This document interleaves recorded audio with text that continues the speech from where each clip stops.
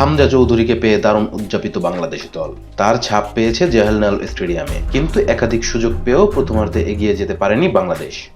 গোলশূন্য ড্রয়ে বিরতিতে যেতে হয়েছে বাংলাদেশকে। বাংলাদেশের জার্সিতে প্রথম ম্যাচ খেলতে নেমেছেন হামজা।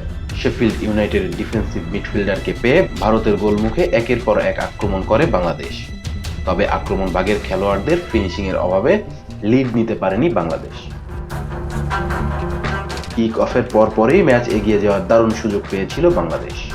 তবে সেই অবিশ্বাস্য সুযোগ মিস করে বসেন মুজিবুর রহমান জনি। ম্যাচের প্রথম মিনিটে ভারতের গোলরক্ষক বিশাল কাথায় গোল করে জনিকে পাস দেন, কিন্তু ফাঁকা পোস্ট পেয়েও জালের পাশে শট মারেন বাংলাদেশের মিডফিল্ডার। এমন সুবর্ণ সুযোগ মিসের পর আরও একটিবার গোলের সুযোগ পায় বাংলাদেশ। 9 মিনিটে যেমন ভারতের বক্সে থাকা শাহরিয়ার ইমন ফ্রি হেডের সুযোগ পেয়ে পোস্টের পাশ দিয়ে নেন। প্রথমবারের মতো একাদশে সুযোগ পাওয়া ইমন 18 মিনিটে আরেকটি হেডের সুযোগ পান, কিন্তু এবারও জাল বরাবর হেডটা নিতে পারেনি।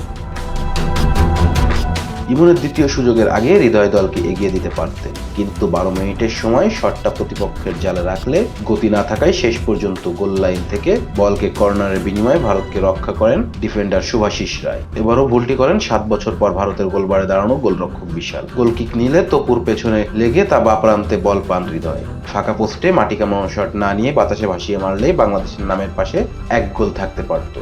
হৃদয়কে গোলের সুযোগ এনে দেওয়ার কিছুক্ষণ পরই চোট নিয়ে মাঠ ছাড়তে হয় বাংলাদেশের অধিনায়ক তপুকে। আর তাতেই গোলশূন্য ড্র নিয়ে খুশি থাকতে হয় দুই দলকে। Rezon Islam, B sports. Please subscribe our channel to get more information about Cricket World.